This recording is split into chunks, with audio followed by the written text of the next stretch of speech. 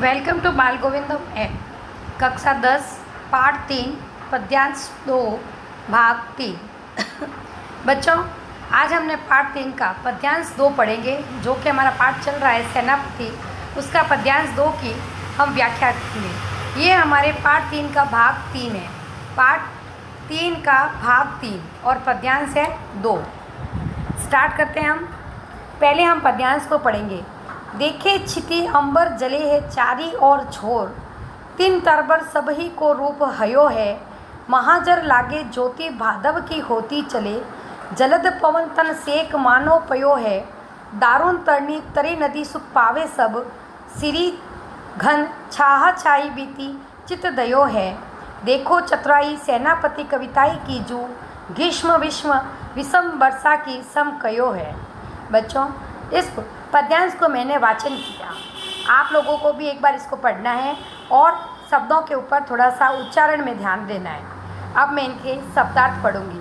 क्षिति यानी पृथ्वी, अंबर आकाश, जले है यानी जल अथवा जल रहे हैं, जले है यानी जल अथवा जल रहे हैं। तिन यानी घास, तरबर वृक्ष, हरियो हरे रंग का है।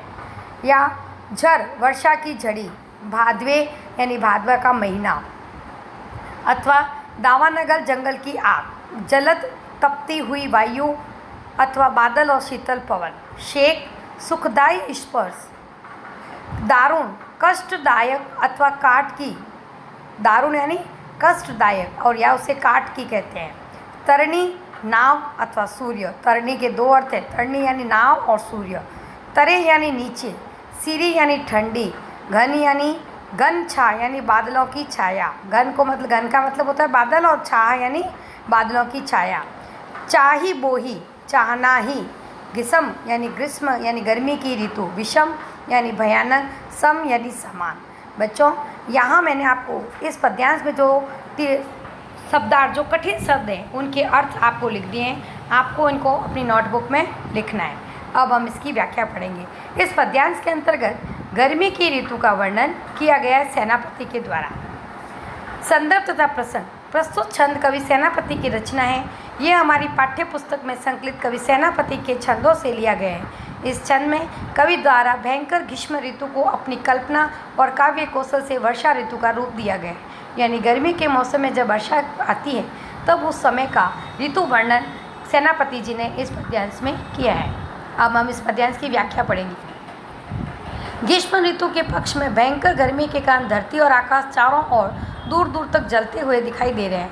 भीषण ताप ने घास और वृक्षों सभी को झुलसा कर उनका रूप नष्ट कर दिया है। सूर्य की प्रचंड किरणों से शरीर को अग्नि का ताप पीड़ित कर रहा है। चारों ओर वन में लगी आग को सा प्रकाश फैलता जा रहा है। तपती हुई वायु से शरीर की सेकाई सी हो रही है। भयंकर रूप से तप रहे सूर्य के नीचे लोग नदियों में ही सुख पा रहे हैं। बादलों की शीतल छाया पानी ही नहीं सभी के मन को अच्छा लग रहा है। कवि सेनापति कहते हैं कि उनकी कविता रचने की चतुराई को सभी कविता प्रेमी देखें। उन्होंने भयंकर ग्रीष्म ऋतु को भी अपनी काव्य कुशलता से वर्षा ऋतु के समान बना दिया है। वर्षा ऋतु के पक्ष में धरती और आकाश में वर्षा ऋतु आने के कारण चारों ओर दूर दूर तक जल ही दिखाई दे रहा है। घास और वृक्ष सभी का रंग हरा हो गया है। वर्षा की भारी झड़ी लगी हुई है।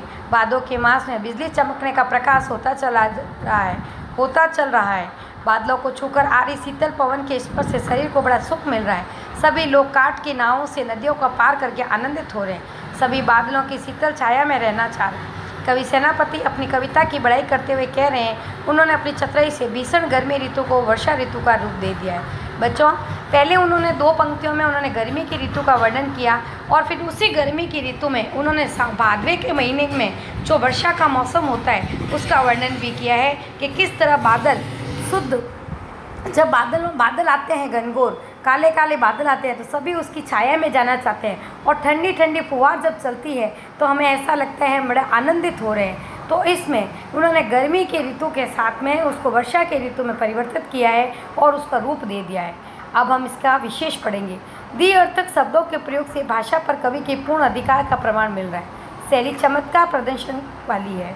श्लेष और सांग रूपक अलंकारों का प्रयोग हुआ है। श्लेष अलंकार के प्रयोग से कवि ने अपनी प्रसिद्ध प्रवीणता का परिचय कराया। यानी इस पद्यांश के अंतर्गत श्लेष अलंकार का प्रयोग हुआ है और उनकी भाषा रूप यानी उनकी भाषा शैली है वो बड़ी प्रभावपूर्ण है। कवि का इस भाषा के ऊपर पूर्ण अधिकार है। आप बच्चों को पद्यांश 2 मैंने अच्छे से समझा दिया है। आपको अपनी नोटबुक में इसकी प्रसंग, संदर्भ और व्याख्या सहित, विशेष सहित तीनों ही चीज़ें एक साथ में अपनी कॉपी में टर्न बाय क्रमबद्ध रूप से लिखना है। जैसे कि पद्यांश 1 में आपने पद्यांश को डैश डैश प्रथम अक्षर और लास्ट अक्षर लिख के पद्यांश स्टार्ट किया है, वैसे ही सेकंड पद्यांश का भी प्रथम अक्षर लेके डैश डैश करके लास्ट अक्षर लेके लिखेंगे। उसके बाद उसके शब्दार्थ लिखेंगे और उसके साथ में उनके संदर्भ और व्याख्या भी आप लिखेंगे। बच्चों, मुझे आशा है कि आपको ये सब समझ आ रहा होगा। धन्यवाद।